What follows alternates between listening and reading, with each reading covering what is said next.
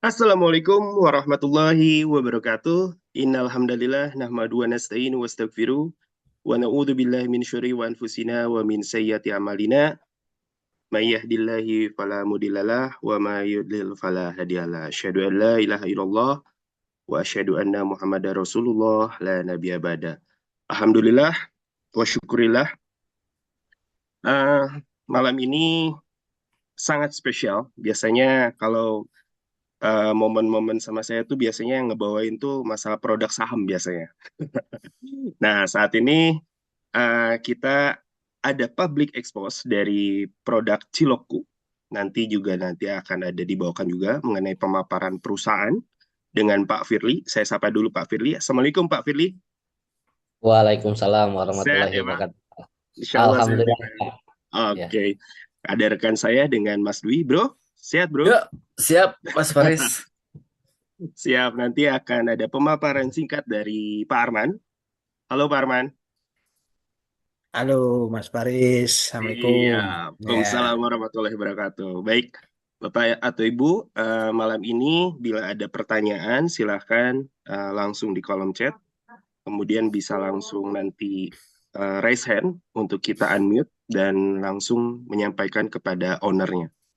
Baik, untuk mempersingkat waktu, saya persilahkan kepada Pak Arman untuk menjelaskan pemaparan singkat tentang perusahaan yang akan menerbitkan sahamnya di besok.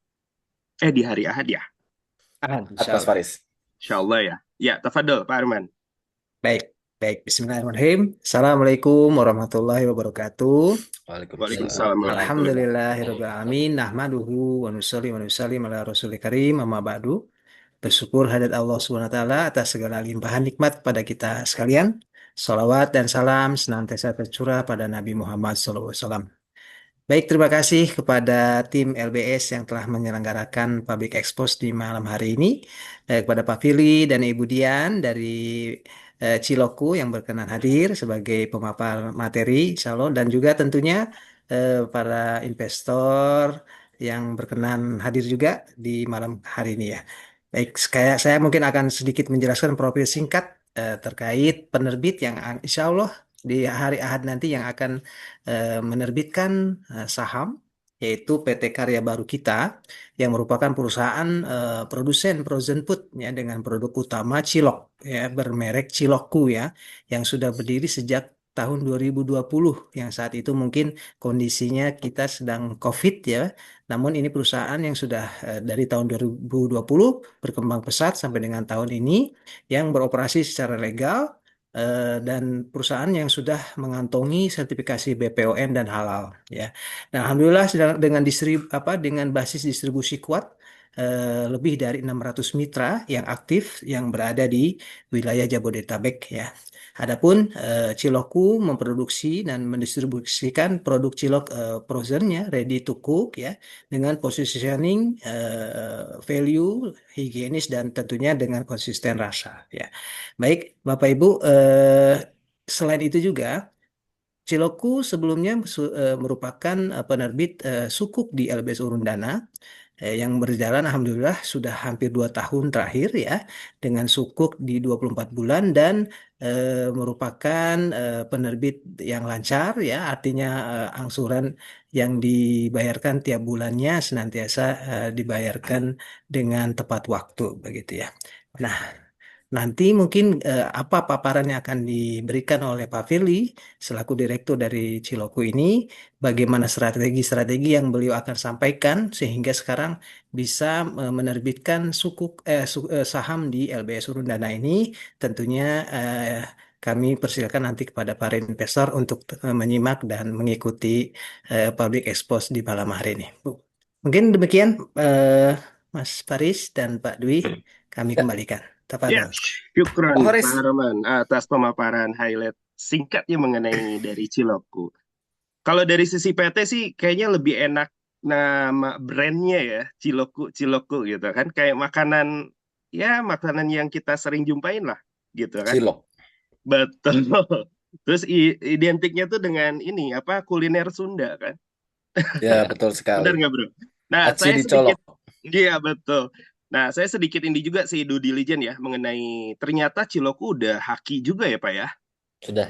sudah haki ya. Nah, itu Alhamdulillah. memang kalau di saham itu adalah suatu hal yang sangat penting banget untuk maksudnya sudah dilindungi oleh haki ya. Dalam artian Ya. kan itu memang artinya dalam artian sudah dapat perlindungan dari pemerintah atau negara. Bro, menurut lu gimana Ya, Bro Dwi? ya, baik Pak Faris. Jadi kalau dari sisi kita seorang pengguna lah istilahnya nanti sebagai pembeli, memang kalau misalnya produk itu memang sudah ada yang menyetujui dalam tanda kutip itu sesuai dengan peraturan HK itu kan lebih ke hak kekayaan intelektual ya. Berarti memang ini sudah brandnya benar-benar awareness-nya itu udah dapet, kemudian orang juga yang nanti akan menjadi mungkin agen atau distributornya juga pasti membutuhkan itu kan, jadi akan lebih capable untuk kita jualan seperti itu sih Pak Faris. Betul, setuju sih. Artinya kalau udah merek sudah Dirjen Haki atau sudah dilindungi oleh Haki, artinya memiliki satu rencana ke depannya seperti apa. Artinya udah ada rencana dong dari Pak Firly sendiri ya. Oke, kita kayaknya udah nggak sabar nih untuk mendengar langsung dari pemaparan Pak Firly langsung selaku dari owner Ciloku. Tafadol Pak Firly. Ya. Assalamualaikum warahmatullahi wabarakatuh. Waalaikumsalam warahmatullahi wabarakatuh. Alhamdulillahirabbil alamin wassalatu wassalamu ala asrofil anbiya'i wal mursalin sayyidina Muhammadin wa ala alihi wa ashabihi ajmain amma ba'du. Pertama-tama segala puja dan puji syukur kita atas kehadirat Allah Subhanahu wa taala yang pada hari ini bisa terlaksana public expose untuk PT Karya Baru kita dengan produk Ciloku. Salawat serta salam senantiasa tercurah kepada junjungan kita Nabi besar Muhammad Sallallahu Alaihi Wasallam dan semoga sampai ke kita sebagai pengikutnya sampai ke akhir zaman. Amin, amin, Allahumma amin. Pertama-tama saya ucapkan terima kasih kepada tim dari LBS. Ada di sini Pak MFK. Salam dari Pak saya. Faris Pak, Oh, itu Pak nama Faris. samaran Pak, Ya. Pak itu nama Faris, samarannya Pak Faris Pak. Pak Dwi, Pak Esa, Pak Arman, Pak Fandre, dan semua tim yang tidak bisa saya sebutkan satu persatu namanya tanpa mengurangi rasa hormat saya. Dan juga saya ucapkan terima kasih kepada para investor yang telah hadir untuk mendengarkan paparan tentang apa yang akan kita lakukan dengan kita membuka saham melalui SCF LBS Urundana. Langsung saja untuk mempersingkat waktu, saya izin share screen ya Pak ya. Silakan Pak. Ya. Saya izin share screen.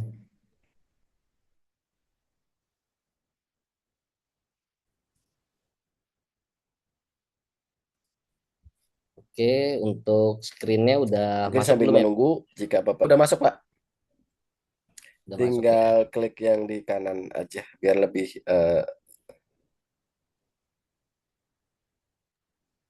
Ini Pak, yang di kanan bawah Pak, di ujung Pak, ada gambar. layar Nah, itu Pak. Nah, itu Pak. screen. Oke. Baik, sudah masuk ya Pak. Bismillahirrahmanirrahim.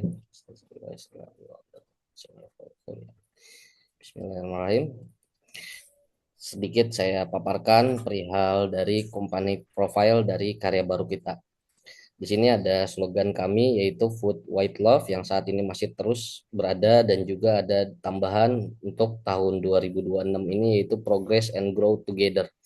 Di sini kami mengajak kepada seluruh elemen yang berada di dalam karya baru kita untuk kita terus bertumbuh dan juga berkembang bersama-sama. PT Karya Baru kita merupakan salah satu produsen produk konsumen makanan ringan atau camilan yang akan terus berupaya untuk memberikan yang terbaik kepada seluruh masyarakat dan juga seluruh customer yang telah percaya kepada kami. Didirikan pada tahun 2020 di saat pandemik, dalam kondisi pandemik ini kami telah berhasil membuka lapangan pekerjaan dan telah menunjukkan pertumbuhan yang luar biasa. Ini adalah bukti kepercayaan pelanggan kepada apa yang kami lakukan dan kami hanya bekerja sama dengan produk yang terbaik.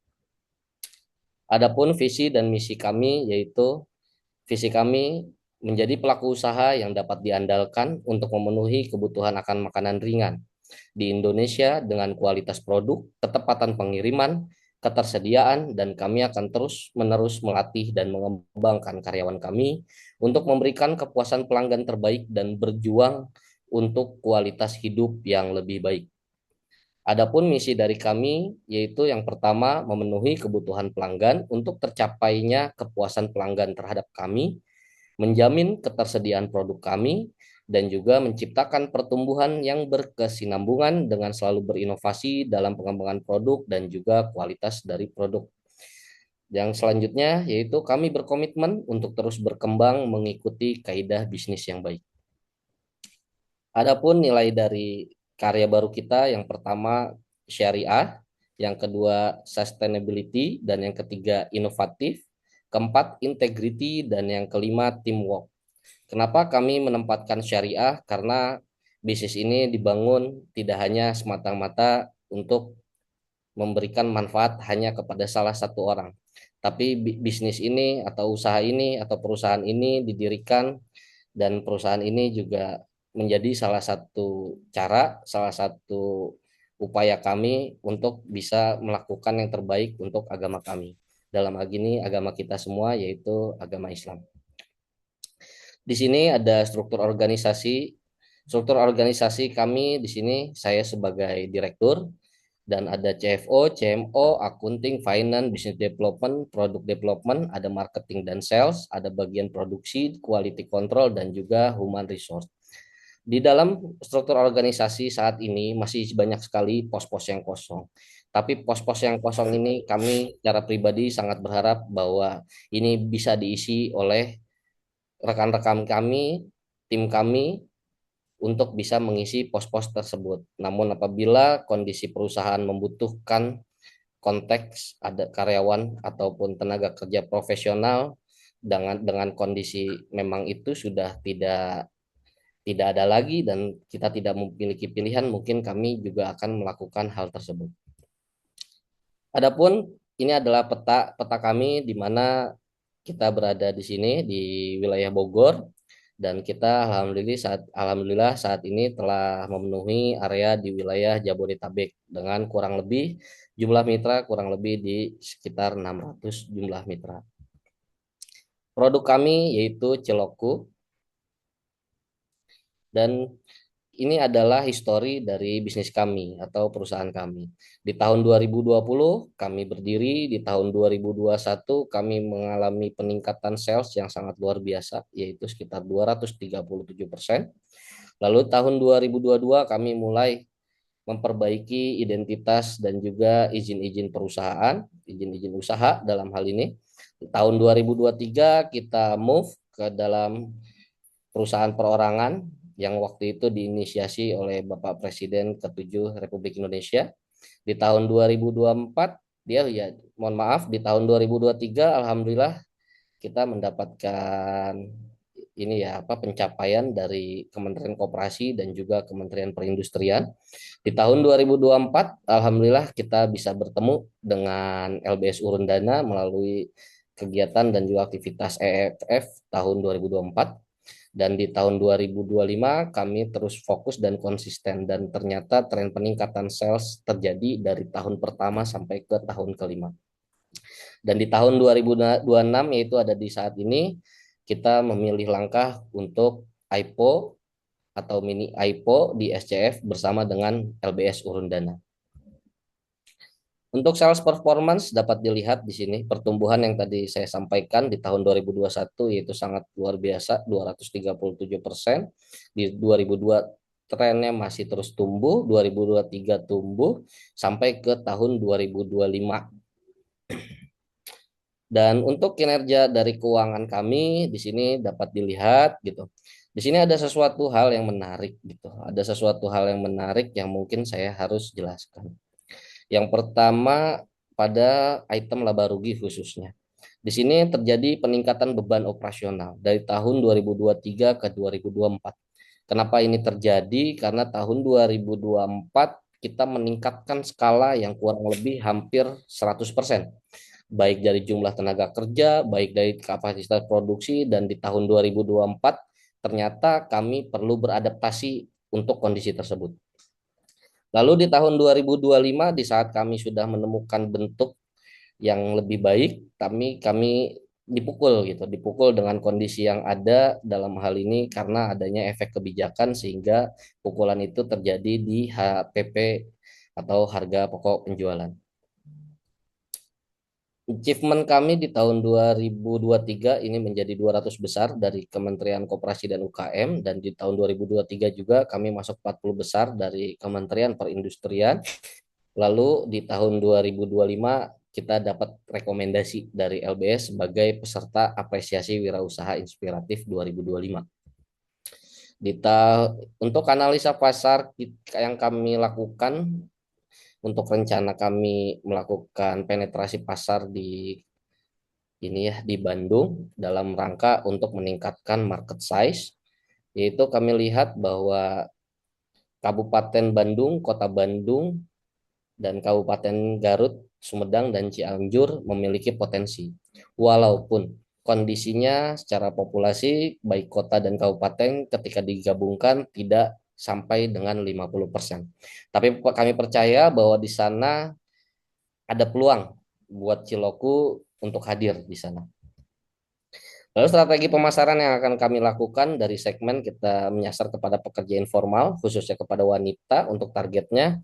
Kita targetkan kepada pedagang kelontong dan juga ibu rumah tangga, dan positioningnya kami memposisikan diri sebagai alternatif mudah dan murah untuk menambah penghasilan keluarga.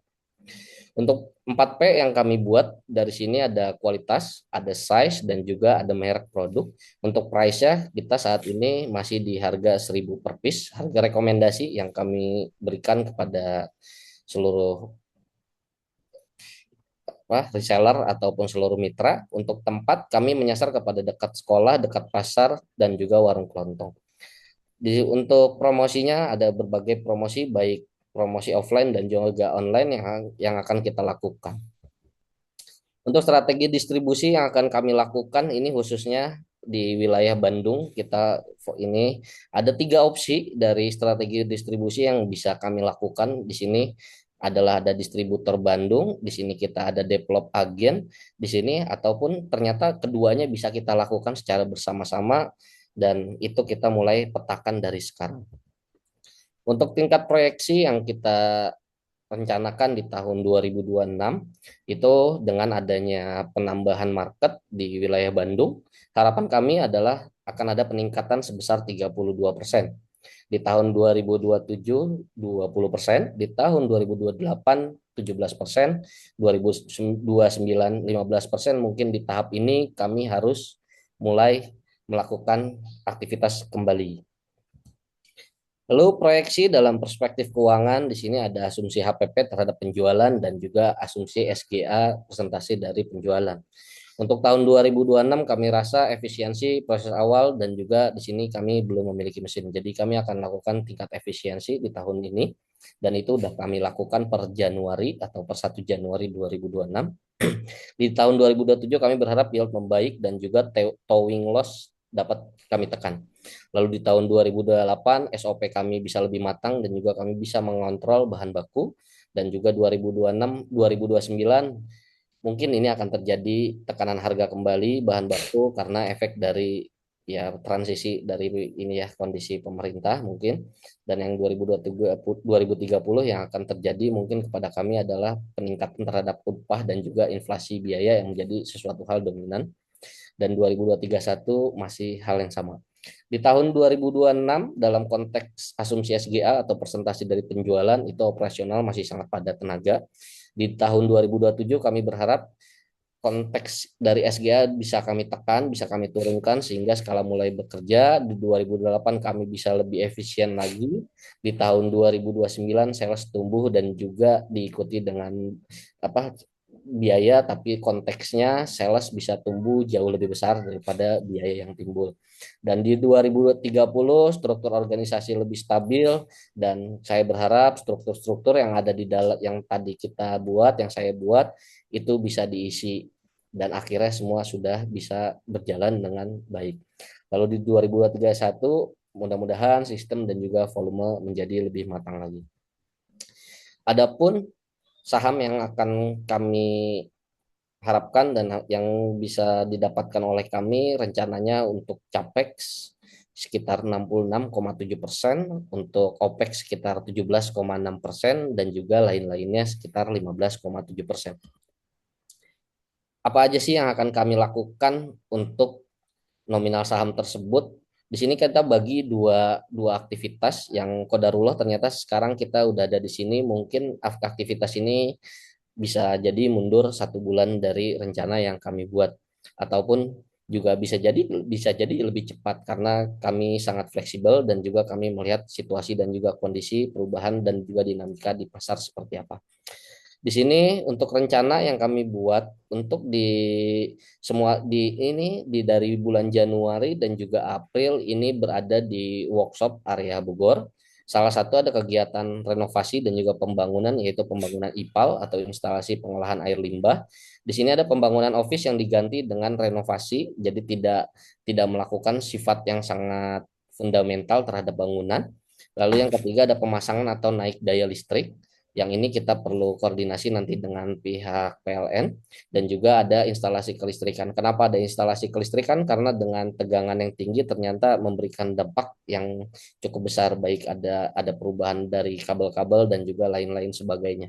Itu yang pernah kami lakukan dan juga kami jalani. Lalu untuk pembelian, kita ada rencana pembelian cold storage, pembelian mesin penggilingan, pembelian bahan baku, pembelian mobil box berpendingin, pembelian aplikasi atau mobile apps CRM yang akhirnya nanti semua tim di lapangan bisa membuka dan lebih melakukan respon lebih cepat terhadap apapun yang masuk, dan itu kita sedang siapkan juga di sini. Lalu ada rencana pembelian tanah untuk area parkir karena memang kondisi saat ini ketika motor-motor atau karyawan pada masuk dan juga ada mobil sudah sangat-sangat penuh.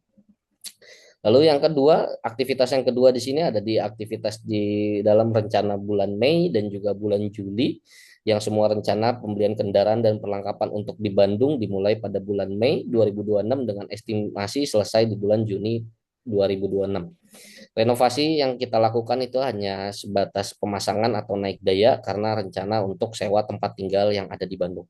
Lalu untuk pembelian yang ada di Bandung, di sini mohon maaf dirubah ya. Di sini bukan pembelian tanah atau bangunan, tapi kita sudah rubah untuk rencana sewa tempat tinggal selama 2 tahun rencananya, ataupun nanti kita bisa lihat konteksnya atau kondisi di lapangan seperti apa, atau mungkin kita langsung develop langsung 2 tempat atau 3 tempat yang kita sewa di Bandung, itu nanti kita lihat dari situasi dan juga kondisi terbaru kondisi di sana. Lalu untuk pembelian motor operasional, di sini kita anggarkan ada 3 motor operasional, dan juga ada pembelian chest freezer atau freezer 1.200 liter sebanyak 3 unit, dan juga pembelian set perlengkapan untuk kemitraan usaha untuk para pejuang kami di garis depan, yaitu para reseller ataupun para mitra usaha, dan juga pembelian laptop untuk aktivitas administrasi, dan juga pembelian CCTV untuk melakukan kontrol terhadap aset yang ada di sana. Lalu di sini kita juga ada manajemen isu. Ada isu yang pertama, kegiatan konservasi lingkungan, peningkatan daya saing, peningkatan kualitas, otonomi organisasi dan juga personil, dan juga efisiensi aktivitas. Dari isu-isu yang ada ini kita ambil yang paling mungkin bisa kita lakukan, yaitu adalah instalasi IPAL. Dan di sini kita meningkatkan pelayanan dengan adanya kerjasama dengan provider. Dalam hal ini di tahun ini insya Allah udah mulai ada WA Booth dari aktivitas Ciloku, dan di sini ada mobile CRM yang akan membuat aktivitas kita menjadi lebih cepat dan juga lebih efisien, mengurangi loss komunikasi juga. Dan di sini ada isu mesin. Ini menjadi isu yang menarik gitu. Isu yang menarik ini ada 2 opsi yang saat ini udah mulai kita coba bahas dengan ahlinya yang saya tidak bisa jelaskan secara mendetail. Mudah-mudahan orang tersebut berkenan hadir dan juga berkenan untuk membantu aktivitas di Ciloku. Nah, ataupun ada opsi lain yang mungkin ini bisa kita lakukan di tahun 2027, dan itu udah masuk ke dalam agenda. Insya Allah di tahun 2027, mungkin kalau itu tidak ada di Indonesia, saya akan ke sana gitu. Lalu yang kedua di sini ada ini ya, memanage dan juga ada efisiensi aktivitas atau aktivitas efisiensi. Sekiranya itu yang bisa saya sampaikan sebagai perwakilan dari karya baru kita. Kurang lebihnya dalam proses penyampaian saya mohon maaf yang sebesar-besarnya dan semoga para investor tertarik untuk bergabung bersama kami. Wabillahi Siap. taufik wal hidayah. Wassalamualaikum warahmatullahi wabarakatuh. Waalaikumsalam Waalaikumsalam warahmatullahi warahmatullahi wabarakatuh. wabarakatuh. Siap nih. Kayaknya Cilok udah siap naik kelas nih, bro. Amin. Betul, karena Jadi, kita ada ini ya, ada dua skema kan ya Pak Faris. Jadi yang skema pertama, pabrik saat ini yang ada di Bogor, itu merenovasi atau merehab. Dan yang kedua adalah untuk ekspansi yang nanti rencananya akan dilakukan di Kota Bandung. Seperti itu ya Pak ya? Iya ya, betul Pak. betul. Betul, betul, betul. Tadi kelihatan sih Pak Firly di awal-awal kayak yang tegang ya, Pak ya. Jelasin nih, Pak. Tegang Pak saya Pak. Dah, santai aja, Pak. Investor Ya di siap LBS itu ramah-ramah, Pak. siap Siap nih. Kita lanjut siap. nih. Barangkali Bapak atau Ibu ada pertanyaan. Dimulai dari Pak John nih. Halo, Assalamualaikum Pak John. Halo, Assalamualaikum. Ya, mungkin dibacakan nih. Ada yang bertanya, Pak, mengenai PBV atau per back value atau PER, per earning ratio. Ini dilepas di PBV dan PER berapa, Pak? Nah, silakan, Pak. Atau mungkin boleh dibantu sama Kang Ilham ya? Boleh, Kang Ilham. Tafadhol, Kang Ilham. Oke, Ya, terima kasih Kang Faris.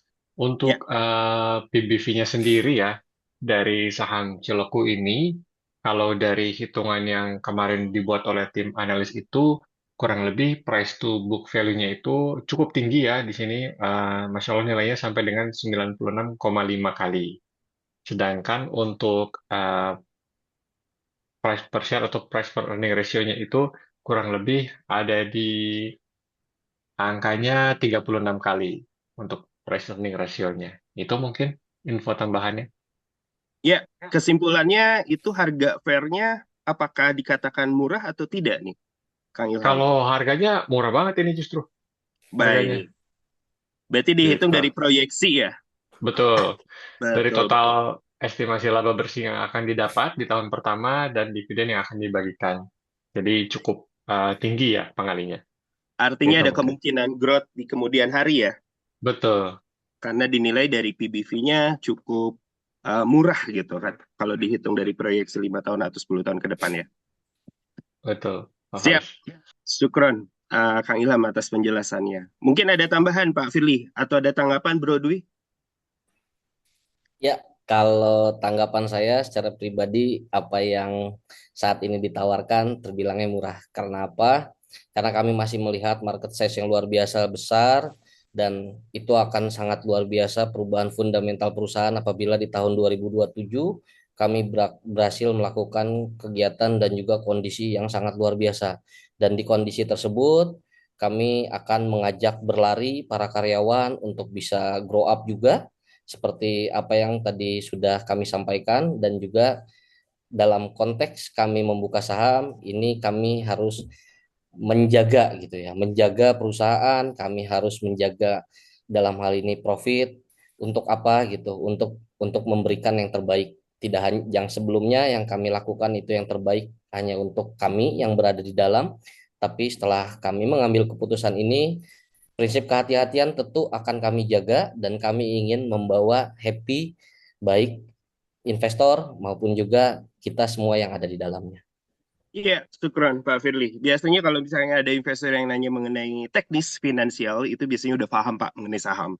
Dan itu Siap. memperhitungkan dari sisi nanti ke depannya tuh capital gain di pasar sekunder biasanya. Seperti Siap. itu. Bro Dwi, ada tambahan bro?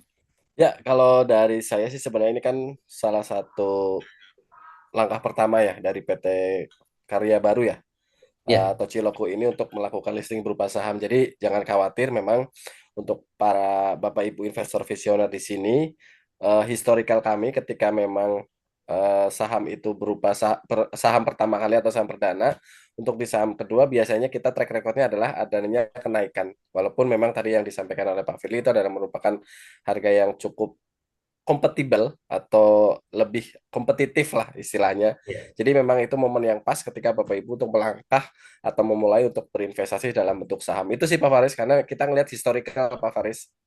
Ya, betul. Kalau tadi dari pemaparan Kang Ilham sebagai analis kita di LBS itu kemungkinan ada indikasi ke 36 kali ya dari harga sekarang kenaikannya Ya, ya, betul, betul. perhitungannya. Baik, baik. Ada pertanyaan juga nih dari Pak Bobo. Pak Bobo, Assalamualaikum Pak. Halo Pak. Halo, Assalamualaikum Pak Bowo. Iya, baik kita akan tanyakan langsung ke Pak Firly deh. Ini kita bacakan ya Pak ya. Ya, Ini memang saya sempat sih Pak melihat dari sisi laporan keuangan nih, ada yang tanya juga kebetulan nih dalam mengatasi tingginya HPP nih itu menjadi salah satu penyebab di 2025 mendapatkan laba negatif. Nah, kenapa tuh Pak? Boleh silakan Pak penjelasannya Pak. oke, baik. Di tahun 2025 kita mengalami laba negatif ya. Laba negatif ini karena ada peningkatan dari HPP kurang lebih sekitar 30-35%. Nah, peningkatan HPP ini kami selaku dalam perspektif perusahaan tidak bisa dengan semena-mena melakukan perubahan secara mendadak dan juga mendesak. Kami melakukan kajian terlebih dahulu dan juga kami amati apa yang akan terjadi dalam konteks 3 dan sampai 6 tahun ke 6 tahun 6 bulan ke depan ya, mohon maaf ya.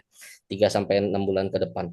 Dan di tahun 2026 khususnya per hari ini udah ada rencana dari pemerintah untuk melakukan evaluasi terhadap dampak dari impor. Jadi harga HPP yang mengalami lonjakan tinggi itu ada di item daging, khususnya daging impor, dan daging impor itu menjadi bahan konsumsi untuk kami. Dan tingkat konsumsinya juga sangat tinggi dan itu memberikan pukulan yang luar biasa. Kalau dilihat dari satu item tersebut dari tahun 2020 sampai ke tahun 2025 itu ada peningkatan hampir lebih daripada 100% ya kalau dari tahun 2020. Nah, untuk di tahun 2025 sendiri kita lihat berkaca dari tahun 2024 itu peningkatannya udah lebih daripada 50% untuk tahun 2020 ini. Nah, kondisi ini membuat kami untuk ke depan sampai ke bulan Maret kami masih wait and see. Tapi ketika kebijakan atau hasil evaluasi dari pemerintah telah diketok, telah diambil keputusan, kami akan lakukan langkah segera.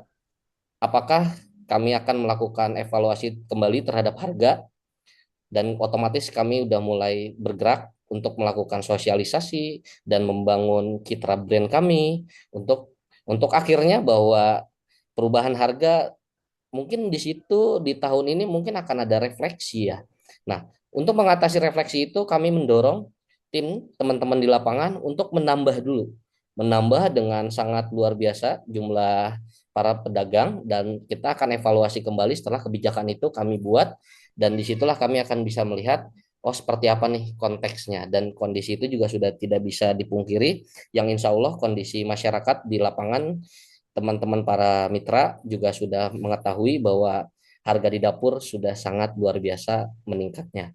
Nah, jadi untuk dalam konteks di tahun ini kemungkinan akan terjadi perubahan dalam struktur harga dan itu perubahannya secara fundamental karena dari atas langsung sampai ke pedagang hingga akhirnya sampai ke customer dan kami sudah mulai lakukan analisa terlebih dahulu dan sambil menunggu dari pemerintah untuk melakukan evaluasi kami pun juga melihat karena harga produk kami baik mahal dan murah itu adalah bagaimana customer rela untuk membelinya mau harganya mahal ataupun harganya murah ketika customer itu rela membeli untuk produk kami insya Allah semuanya akan berjalan dengan baik. Adapun berbagai kanal ataupun channel rencana baik dari konteks distribusi produk juga kami udah siapkan rencana-rencana tersebut yang mungkin tidak akan kami implementasikan di tahun ini. Karena apa? Karena kami punya punya concern sebenarnya tahun ini adalah defense. Tahun ini adalah tahun kami untuk defense dan kami tahun untuk preparation. Dalam hal ini preparation baik di konteks di workshop atau di area pabrik dari karya baru kita dan juga kita persiapan untuk melesat di tahun selanjutnya yaitu di tahun 2020.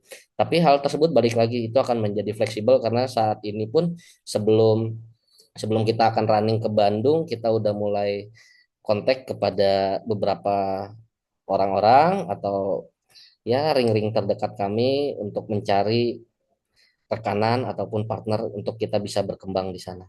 Kurang lebih seperti itu. Jadi untuk dalam waktu dekat kita akan melakukan strategi pricing. Dalam hal ini kemungkinannya adalah terjadi perubahan harga.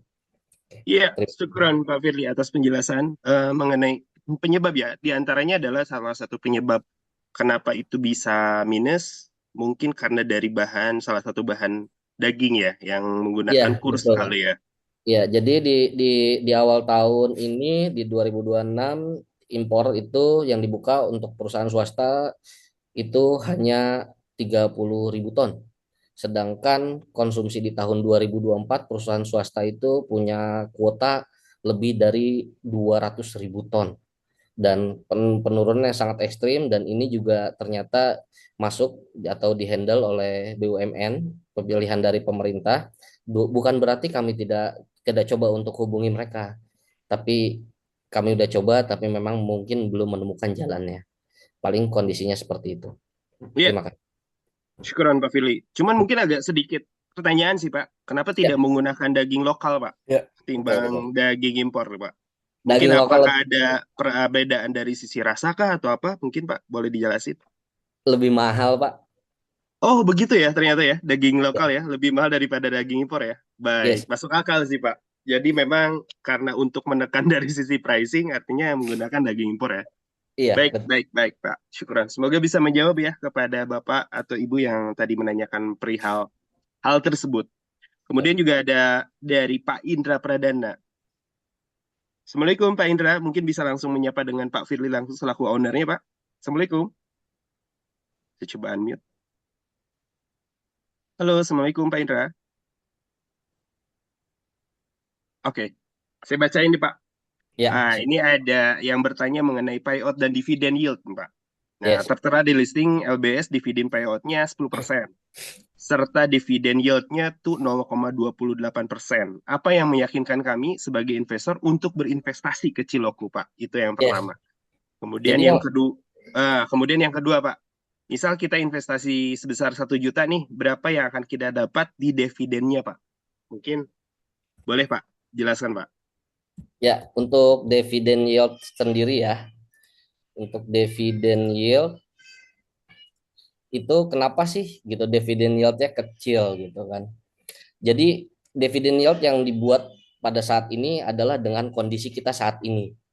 Tapi ketika kami berhasil melakukan perubahan, mungkin di Q9 menunjukkan tren yang positif dalam hal ini dari laba, tidak menutup kemungkinan kami akan menggelar RPS untuk memberikan yang terbaik juga. Karena apa? Karena kami percaya bahwa ketika kami lakukan itu dengan baik dan ternyata hasilnya baik, itu akan memberikan respon yang baik pula gitu. Dan yang kedua, berapa sih harapannya kami selaku PT Karya Baru kita untuk memberikan dividen yield? Harapan kami itu kami bisa memberikan bahkan 3 sampai 5%, Pak. Tapi kayaknya kalau di atas 5% kami tidak bisa lakukan. Karena apa? Karena kami juga perlu melakukan ya kegiatan-kegiatan dalam aktivitas organisasi. Ketika organisasi makin besar, organisasi makin gemuk, dan di situ pun terjadi penggemukan yang kami pun harus terus melakukan pembelajaran untuk akhirnya kami terus bisa berkompetisi di Indonesia khususnya. Jadi harapan kami di tahun 2027 kami bisa memberikan dividen yield sebesar 3 sampai 5%. Dan harapan kami juga adalah proyeksi untuk pembagian laba mudah-mudahan kami bisa sampaikan pada RUPS yang mungkin menjadi agenda rutin di setiap tahunnya, yaitu ada di bulan ke-9 untuk rencana berapa dividen yang akan dibagikan. Kenapa sih kita nggak mau pelit dan juga kita nggak mau terlalu besar membagi dividen? Dan itu akan kami lihat dari berapa sih laba yang berhasil dibuat oleh perusahaan. Yang pertama, kenapa saya bilang kita nggak mau pelit gitu? Karena ya saya sendiri pun akan mendapatkan manfaat gitu. Yang pertama dari dividen itu sendiri. Nah, ketika ada investor yang telah percaya kepada kami dan mereka telah mau masuk di saat kondisi kami yang tadi saya bilang itu kondisi kami lagi di bawah gitu. Kondisi saat ini di tahun ini kita lagi di bawah yang mungkin kalau kondisi kami ada di atas mungkin juga walau alam kita nggak mungkin akan melakukan hal seperti ini. Tapi balik lagi yang kita lakukan seperti ini yang pertama kita berharap semakin banyak orang yang terlibat, makin banyak juga orang yang berada dalam karya baru kita, baik sebagai investor, baik sebagai tenaga kerja. Mereka tidak lagi melihat karya baru kita itu hanya sekedar Pak Firly dan Budian. Kenapa saya lakukan itu? Karena Pak Firly dan Budian ini hanya sementara. Tapi ternyata nyatanya bahwa karya baru kita ini udah menjadi tempat, menjadi ladang, menjadi sawah untuk kita mencari nafkah. Karena saat ini ada 48 orang yang langsung terlibat di dalam aktivitas dan di 48 orang itu udah ada istrinya, udah ada anaknya dan banyak orang yang di dalam yang mudah-mudahan keberlanjutan dari usaha ini itu tidak hanya berhenti di Pak Firly dan juga Budian, tapi usaha ini akan walau alam di kemudian hari bisa menjadi ladang pahala buat kami dengan kebijakan-kebijakan yang saat ini sudah ada, yang sudah baik untuk bisa dijalankan selanjutnya gitu. Paling kurang lebih seperti itu, Pak. Ya, syukuran Pak Firly atas pemaparannya. Memang kalau penerbit misalkan menerbitkan saham artinya dari sisi investor yang memiliki gitu ya saham artinya sudah memiliki juga perusahaannya gitu kan. Betul. Kemudian tadi belum dijelaskan juga nih Pak. Oh iya. Kalau misalnya simulasi nih, kalau misalnya ada investor tuh chip in 1 juta nih, kemudian dikalkulasikan dengan dividen kira-kira berapa tuh dari per 1 jutanya tuh dividen yieldnya? Kurang lebih 2.800 kah? Iya, Per kalau lembar sahamnya apa gimana? Ya. kalau 0,28 ya berarti harga dividen dan juga jadi nanti kan mungkin bisa dihitung ya. Itu harga dividen per lembarnya dibagi harga saham saat ini. Tapi ketika harga sahamnya ternyata oh di tahun depan udah berubah tuh gitu kan. Dikali 100%. Jadi dividen yield yang tadi saya sampaikan bahwa dividen yield ini tidak mencerminkan sebenarnya tidak terlalu secara mutlak mencerminkan kondisi gitu. Dan ini juga bisa berubah dari harga karena ada kondisi di mana oh ternyata harga saham berubah nih gitu. Nah, ketika harga sahamnya berubah kan jadi kecil ya gitu kan. Betul, betul. Setuju sih Pak, karena Ya, memang kalau misalnya dari produk saham, itu investor itu melihat dari sisi uh, capital gain, kemudian dividen. Dividen itu mungkin bisa dilihat dari sisi long term holdernya gitu Pak. iya betul. Gitu. Biasanya untuk dividen dia mencari dividen karena long term holder, kemudian untuk capital gain biasanya short term holder. Yes. Gitu, Tapi yang seperti ada itu. bagian satu sih yang perlu saya sampaikan, yang saya harapkan adalah ketika kami membuka saham, harapan kami adalah setiap tahun kami akan lakukan pembagian dividen. Itu adalah harapan yang akan kami lakukan terkecuali ada kondisi-kondisi di mana dari aktivitas perusahaan ternyata mampu melakukan ekspansi tanpa harus mencari penambahan dana. Oh, dari aktivitas perusahaan gitu. Oh, ternyata ada kalau kalau ada satu saja investor yang mungkin menyampaikan melalui LBS atau tim dari yang lain dan itu sampai terdengar ke saya ataupun ke istri saya sampai ke jajaran direksi ketika ada satu orang yang mungkin walaupun itu adalah minoritas tapi dia berharap ada dividen yang dibagi itu akan menjadi pertimbangan karena buat kami apa? Karena buat kami balik lagi Pak, usaha ini nggak cuman oh kita mau ekspansi, oh tapi ternyata kodarullah, oh Pak saya mau dong dividennya gitu. Walaupun mereka punya opsi untuk menjual itu atau mendapatkan pertumbuhan dari capital gain. Kenapa saya pengen lakukan itu? Karena saya tidak ingin menzolimi. Makanya ketika kami lakukan ini, kami membuka ini udah menjadi bagian dari komitmen. Bahkan yang pertama yang saya harus sangat berterima kasih adalah ke istri saya. Karena apa?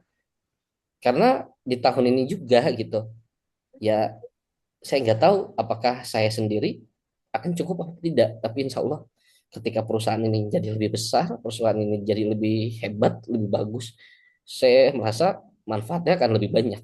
Jadi lebih seperti itu aja.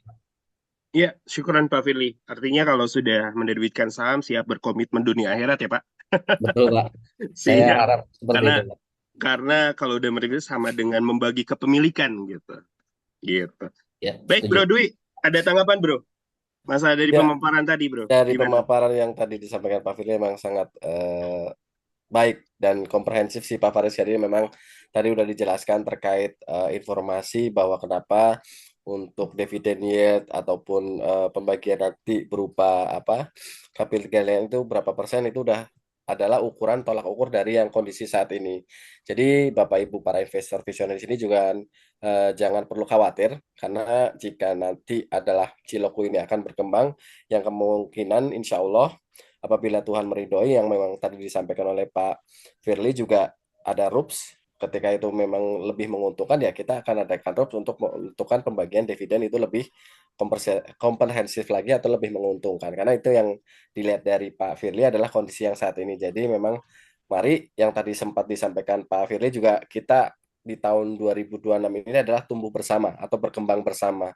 Nah, setelah berkembang bersama adalah bagaimana perusahaan ini akan sustain. Itu adalah tugas dari Pak Firly. Seperti itu sih Pak Faris. Ya, dari sisi bisnis sustain dan resilient yang pastinya ya. Betul. Baik, ada pertanyaan juga nih dari Ibu Nopri. Assalamualaikum Bu Nopri. Halo. Halo Bu Nopri. Oke, kayaknya dibacain aja deh pertanyaannya. Baik Pak, ada yang bertanya juga nih Pak. Apakah ada produk lain ke depannya selain cilok untuk jenis frozen food-nya? Mungkin lebih ke strategi ekspansi nih, dari sisi ekspansi produk. Ya, Silakan Pak. kalau dilihat dari kondisi struktur yang kami bangun, di situ ada produk development, bahwa saya pun secara pribadi sangat menginginkan itu terjadi. Tapi kondisi yang ada ketika kita lakukan perubahan dan juga peningkatan pemindahan lokasi workshop dari yang sebelumnya di lahan 100 meter berubah ke lahan 343 meter di tahun 2024, fakta menunjukkan bahwa kami tidak memiliki tempat dan juga ruang kembali. Kenapa tidak memiliki tempat dan ruang kembali? Karena ternyata peningkatan dari market dan kami sudah pernah lakukan untuk melakukan pemunculan produk-produk, tapi ternyata ada produk yang ini bisa kita fokuskan. Jadi langkah kami sampai sejauh ini adalah kami fokus terhadap produk yang saat ini ada dan kami mencoba untuk meningkatkan market size. Syukur-syukur qadarullah kami memiliki kesempatan untuk memiliki tempat melakukan riset dan development terhadap produk dan ketika itu memiliki potensi kami juga pasti akan lakukan itu dengan baik. Apalagi di tahun 2026 ini bukan menjadi tahun yang menarik ya. Ini menjadi tantangan dan kami harus bisa keluar dari tantangan tersebut dan ini kami sedang diuji. Jadi kami melihat kondisi yang ada ini sebagai yang pertama, kondisi yang positif karena akhirnya kami bisa melihat dari kacamata view dalam perusahaan, kita bisa lakukan berbagai aktivitas efisiensi yang ketika kita berhasil melalui tahun ini dengan baik, insya Allah kami akan siap untuk berkompetisi kembali secara normal. Baik, syukuran Pak Firly. Jadi intinya dalam saat ini ingin lebih mempertajam mungkin ya Pak ya, dari core Ya. bisnisnya untuk produsen cilok. Baik Pak, ini juga yang bertanya mengenai kehalalan nih Pak. Apakah sudah Ya, halal atau tidak nih Pak? alhamdulillah untuk Ciloku ini sudah halal.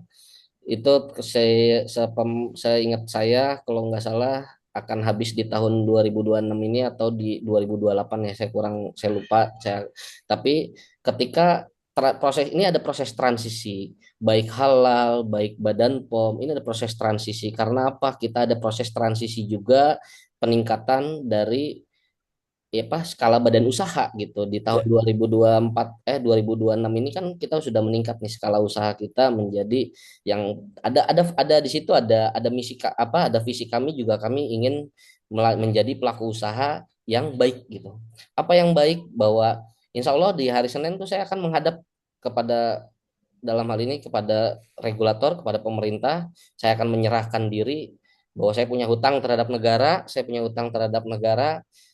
apa yang harus saya lakukan, tapi saat ini kalau secara pribadi saya tidak punya uang gitu. Tapi saya harus menyerahkan itu karena apa?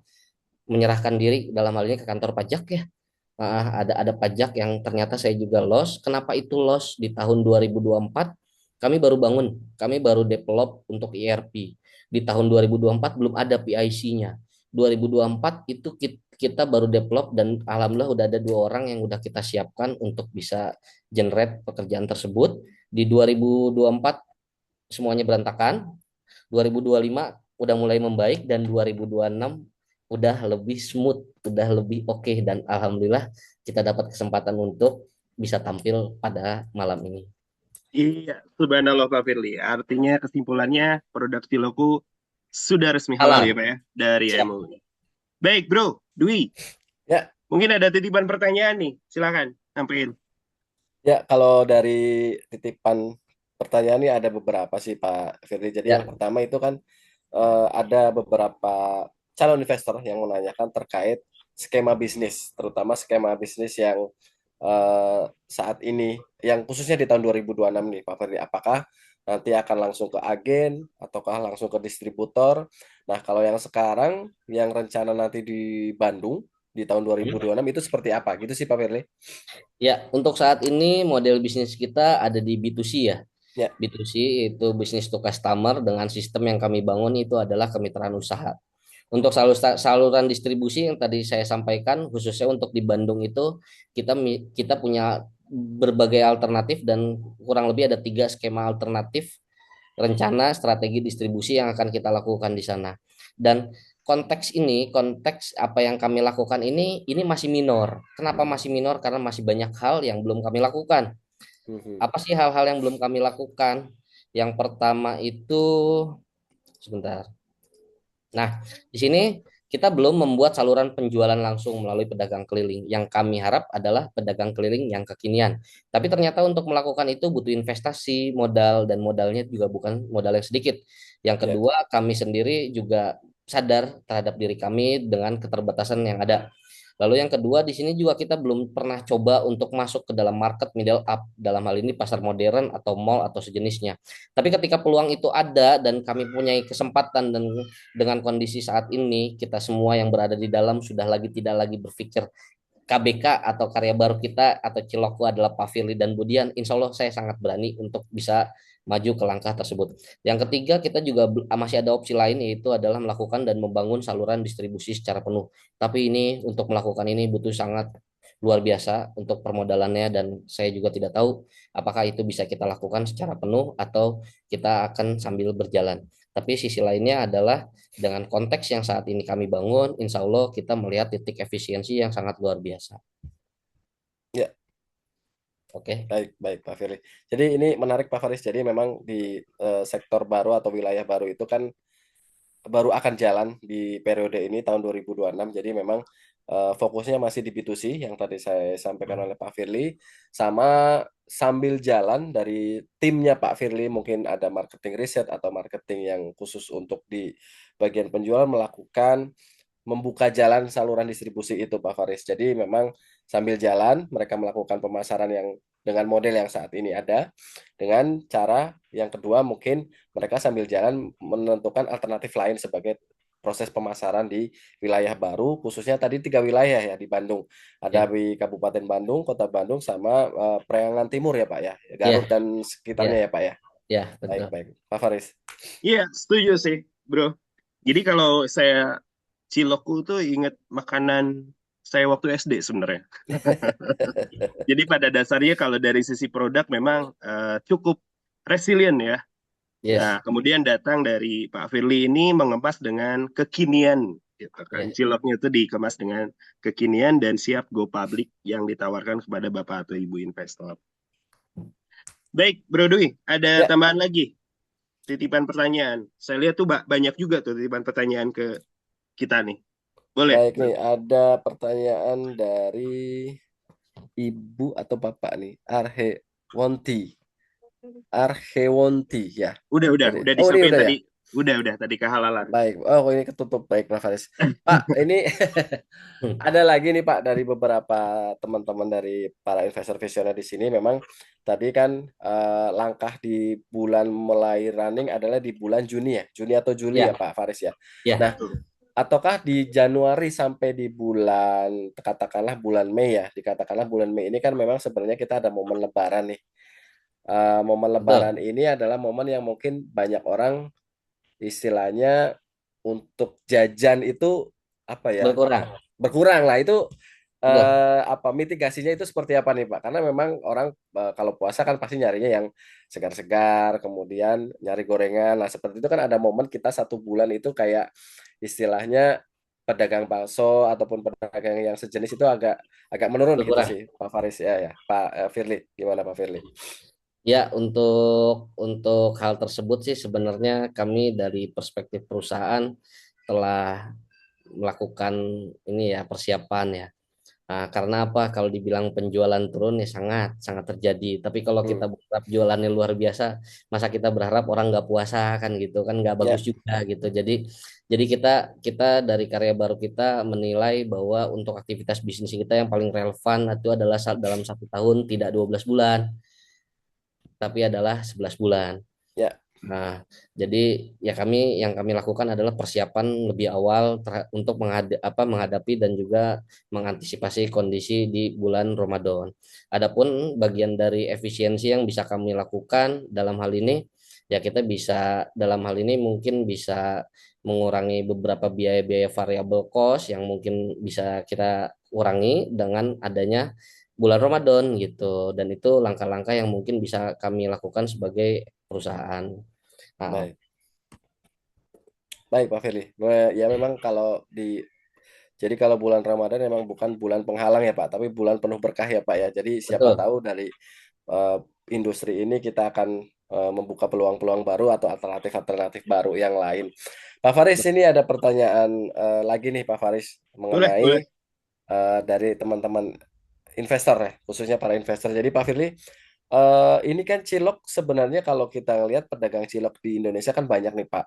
banyak. Ya, jadi yang membedakan cilok Bapak dengan cilok yang lain itu seperti apa? Itu yang pertama. Nah, yang kedua itu penetrasi di Jakarta itu seberapa besar, Pak? Karena memang saya juga kadang bingung nih yang membedakan misalnya, oh ini ciloknya Pak Firly nih, oh ini ciloknya produk lain. Nah, itu seperti apa sih, Pak? Gitu, Pak. Iya, setuju banget deh, Bro Dwi. Itu juga yang jadi kepikiran saya juga nih, mau nanyain ke Iya, Pak Firly. Artinya dengan cilok dengan kemasan masa kini artinya memiliki juga strategi marketing ya betul, untuk betul. menghadapi itu seperti apa dan dari sisi strategi marketingnya gimana nih untuk meningkatkan revenue streamnya mungkin gitu. Pastinya ke revenue stream sih. Boleh, Betul. silakan Pak Firly. Menarik sih. Ya, jadi yang pertama yang harus kita pahami bahwa cilok itu merupakan konsumsi jajanan umum. Jadi seperti Ya, yang telah disampaikan bahwa oh cilok ini bahkan ya mungkin udah lebih daripada 10 sampai 20 tahun bahkan sebelum ada cilokku juga ya cilok itu udah udah ini ada. udah ada dan ya tetap eksis gitu kan Ya, dengan beberapa kondisi lah gitu varian. Yang pertama yang akan kami lakukan itu ya pertama kita dari konteks makanan itu nggak cukup ya kalau bicaranya enak itu wajib gitu. Nah, kalau makanan itu enak itu wajib. Jadi kami harus jaga kualitas produk dan juga kami harus membangun citra. Nah, citra kami dan alhamdulillah sejauh ini sudah melekat dan beberapa kondisi juga kami lihat dari media sosial kami ternyata ada fakta lain gitu. Ada fakta lain ketika Ciloku hadir itu ternyata ada dampak dan itu adalah dampak dan itu adalah nilai-nilai dan nilai-nilai itu harus terus kami jaga bahwa keberadaan kami bukan hanya semata-mata untuk mencari profit harus gitu tapi kami juga harus ada nilai-nilai gitu dan oh kami sadar bahwa perusahaan ini atau usaha ini hadir di saat pandemi di saat kami pengen membantu orang-orang gitu dan ketika ada konteks kita harus membantu ya kita akan lakukan dan ternyata itu menjadi ini ya menjadi kekuatan karena apa karena dari mulut ke mulut itu memberikan power dan juga strong yang luar biasa dan saat ini kami rasa itu yang terjadi. Karena apa? Karena sebenarnya dari tahun 2020 sampai 2025 yang kami lakukan itu minim terhadap iklan. Itu yang kami lakukan dan ternyata kekuatan dari mulut ke mulut itu memberikan dampak yang sangat luar biasa dan ini menjadi sesuatu khas apa keunggulan dan sisi lainnya ini menjadi suatu fundamental yang tak terlihat gitu ya dan ditambah lagi bahwa ya apa integritas baik dari saya dan juga istri saya selama 5 tahun ke depan ini ternyata dapat dinilai oleh kita semua yang berada di dalamnya dan alhamdulillah saya percaya bahwa ini akan memberikan dampak yang positif apalagi ketika kita sudah memilih untuk terbuka seperti ini bahwa oh akhirnya karena sebelumnya saya tidak akan terlihat apa yang saya lakukan, apa yang saya kerjakan, tapi dengan adanya saya membuka saham, akhirnya teman-teman semua akan lihat bahwa Pak Firly juga bekerja, bahwa saya juga karyawan dari apa? Dari karya baru kita. yang posisi yang ada saat ini tuh hanya sifatnya sementara gitu. Tapi yang mimpinya kami akhirnya ketika kami harus ikhlaskan relakan perusahaan ini adalah kita bermimpi bahwa perusahaan ini memberikan lebih banyak manfaat. Lalu yang kedua yang selanjutnya adalah kita harus meningkatkan pelayanan. Pelayanan ini dalam hal ini adalah kecepatan dalam melayani itu dalam berkomunikasi. Kita sadar kita lost, kita sangat lost, kita sangat terbatas terhadap ini karena apa? Sumber daya kita juga terbatas. Tapi yang udah kita lakukan adalah kita udah canangkan dan kita udah programkan yang tadi ada rencana untuk membangun ini ya WA booth untuk pertanyaan-pertanyaan yang sifatnya umum yang akan terjawab. Mungkin kalau di dalam website nanti kita lihat itu ada masuk tuh ke dalam ranah CRM. Nah, dalam ranah CRM ini nanti itu akan terintegrasi dengan mobile apps gitu. Ya saya nggak tahu bahwa nanti apakah Ciloku ini adalah menjadi perusahaan pertama yang menggunakan mobile apps dalam keluasan dan juga apa kecepatan dalam aktivitas dalam pekerjaan gitu. Lalu yang kita ada ini yang kita lakukan adalah efisiensi bahwa di tahun 2027 untuk penggunaan mesin menjadi bagian yang kami rencanakan yang mudah-mudahan Allah mudahkan, mudah-mudahan ada jalannya untuk kita bisa menggunakan mesin dan itu akan memberikan efisiensi yang sangat luar biasa, akan terjadi perubahan secara fundamental dari struktur organisasi yang saat ini ada. Lalu di tahun inilah kami menghadapi yaitu bicara tentang fleksibilitas dan juga ketahanan. Kami sadar kami adalah perusahaan yang masih sangat kecil yang ketika ada perubahan dari regulasi dampaknya buat kami itu sangat besar dan itu ternyata kami rasakan tidak butuh waktu sampai bertahun-tahun untuk kami bisa tetap eksis tapi hanya butuh beberapa bulan yang dilakukan dari regulasi dan kami itu langsung terpukul. Tapi kami langsung fleksibel dan kami melakukan perbaikan. Di tahun ini kita lakukan perubahan di teman-teman di lapangan udah lihat bahwa kita ada melakukan penambahan untuk mungkin ya mohon maaf kepada teman-teman bahwa ada pengurangan mungkin secara tidak langsung dari konteks overtime karena kami harus menjaga semuanya karena buat kami ingin menjaga semua yang bekerja selama dia masih mau bekerja kayaknya berat buat kami untuk melakukan pemutusan. Jadi kami akan lakukan yang terbaik untuk karyawan, terbaik juga untuk investor. Dan salah satunya tadi seperti itu yang akan kami lakukan bagaimana kita uniknya. Terus untuk dari sisi produknya. Untuk sisi produknya keunikan kami ini orang umumnya melihat bahwa cilok itu aci gitu. Cilok itu Ya. aci. Nah, ketika dia makan cilokku, ternyata ekspektasinya dia jauh gitu. Jadi istilah kata tuh ekspektasi adalah 10, ternyata begitu realita dimakan nyampe di mulut itu adalah 100 gitu. Nah, ketika konteks itu sampai kepada masyarakat, kepada pelanggan, akhirnya ekspektasi lebih kurang dari realita atau realitanya jauh lebih besar daripada ekspektasi yang ada dan itu memberikan keunikan tersendiri buat kami saat ini. Dan kenapa nggak ganti gitu? Mungkin saya pernah ini ya, kenapa nggak ganti gitu ke bakso namanya bakso? Tapi karena setelah kami discuss dengan pihak ini ya, pihak pihak Badan POM bahwa ternyata kandungan yang ada juga memang bukan bakso, sangat jauh gitu dari bakso ini Oke. adalah cilok gitu tetap dengan komposisi sagu apa tepung yang sangat dominan gitu.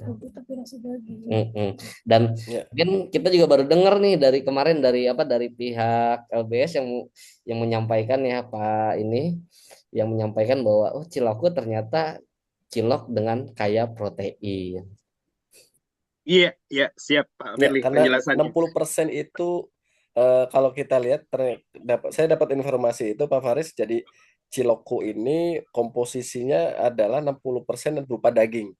Betul, Kalau nggak betul, salah ya betul. Pak Firly ya. Jadi memang Ya, tadi Pak Firly menyampaikan betul. memang tadi experience yang kita tes ketika orang mencicipi cilok itu aci, tapi pas orang menikmati produk Ciloku ternyata itu rasanya daging Pak Faris. Iya, betul. Setuju sih, Bro Dwi. Tadi juga saya kepikiran juga sih, Bro. Ini apa ya kira-kira yang bisa jadi daya tarik orang untuk Daya tarik mencoba betul, gitu kan betul, betul, dari cilok-cilok pada umumnya gitu betul. kan. Tadi ternyata disampaikan juga dari Pak Firly bahwa memang cilok itu lebih banyak kandungan dagingnya Ya, daripada acinya. Jadi betul, bisa betul. dikatakan daging di acian kalau misalkan disimpulin tuh. Daging di Bukan aci. bukan aci di dalamnya daging, tapi daging itu pakai aci gitu. Jadi Ya. itulah mungkin itu yang menjadi perusahaan ini sustain dan resilient sampai bisa confident untuk menerbitkan saham di LBS. Baik, Pak. Karena waktunya kita terbatas dan mungkin ada beberapa pertanyaan juga yang belum terakomodir oleh Bapak atau Ibu investor. Bapak atau Ibu investor boleh menyampaikan kepada IR kita. Di sini ada saya sendiri, kemudian ada Mas Dwi, kemudian ada Pak Wisnu. Boleh disampaikan nanti bila ada pertanyaan-pertanyaan tambahan mengenai perusahaan Ciloku gitu ya. Baik, ada conviction statement, Bro Dwi, sebelum ditutup.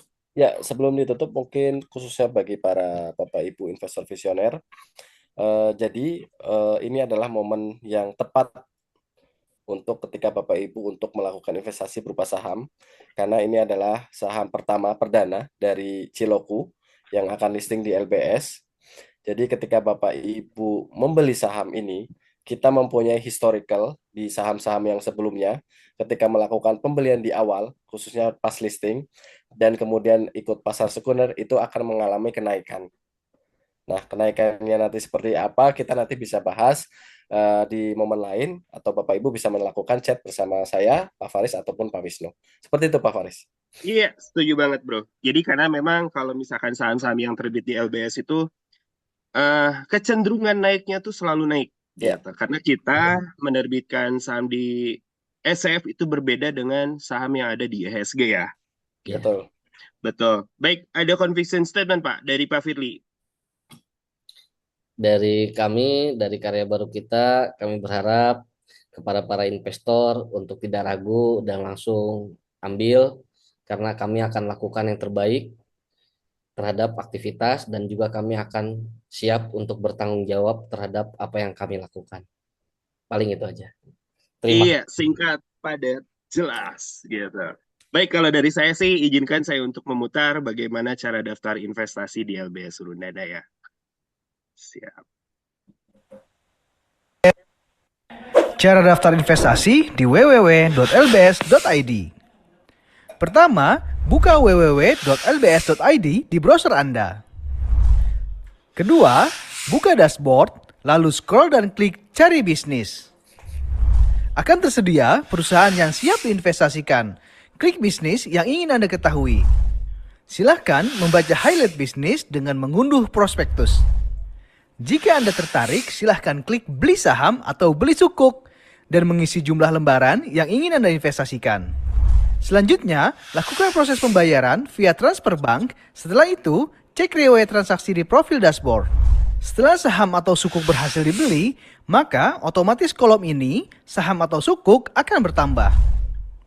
Selanjutnya, Anda akan mendapatkan email, tanda tangan digital, silahkan dilakukan prosesnya. Nah, proses selesai. Sekarang Anda sudah bisa berinvestasi di LBS Urundana. Selamat berinvestasi, raihlah kesuksesan akhirat dan dunia bersama LBS Urundana. Investasi yang bikin nyaman. LBS. Iya, syukran kasiran. Baik, Bro, ada yang mau disampaikan mengenai VA mungkin? Ya, baik untuk Bapak Ibu investor visioner di sini, ini tolong dicatat karena ini ada beberapa case yang kita temui.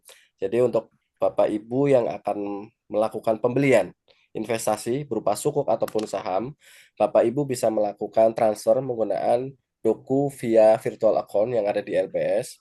Sumbernya bisa dari bank apa aja yang Bapak Ibu saat ini punya, entah BCA, entah bank syariah ataupun BRI dan lain, itu nggak masalah. Tapi yang perlu dicatat adalah tolong nanti ketika Ibu melakukan transfer virtual account ke LBS via Doku, itu pilihannya adalah di Bank Danamon. Nah, kenapa Bank Danamon? Kenapa nggak di bank lain? Karena kita ada beberapa virtual account dari bank lain, dari BSI, dari Mandiri, dari Danamon, dan CIB Niaga, dan Mandiri. Nah, dari beberapa bank-bank tersebut yang telah kita lalui, memang Bank Danamon, Syariah Danamon itu adalah bank yang sangat tidak terlalu banyak trouble Pak Faris. Jadi dibandingkan dengan mungkin BSI ataupun Bank Mandiri itu biasanya terjadi crash atau pending. Nah, ketika terjadi crash atau pending itu adalah momen di mana Bapak Ibu kan harus berebut untuk melakukan pembelian. Nah, ketika Ibu udah mau melakukan pembelian lagi biasanya itu udah terpenuhi. Seperti itu sih Pak Faris. Iya, syukuran, Bro Dwi. Jadi memang disarankan ya Ya, menggunakan disarankan. dengan VA yang tadi dijelaskan. Karena biasanya kalau menggunakan VA Doku tuh atau BSI, biasanya trouble dari sisi pending. Suka Ya, gagal sisi terus pending, ya. betul. Baik, syukron. Baik, Bapak atau Ibu, syukron, terima kasih karena memang ini menarik sih obrolan mengenai saham dengan Pak Firly. Kemudian kita juga terbatas dari waktu ya. Boleh nanti Ya, mungkin betul. lain waktu boleh nanti penjelasan mungkin ya. Ada pemaparan lagi dari Pak Firly. Kemudian juga misalkan ada pertanyaan yang belum terakomodir bisa disampaikan ke pihak IR LBS Surundana. Baik, syukran Bapak atau Ibu yang sudah hadir di malam ini.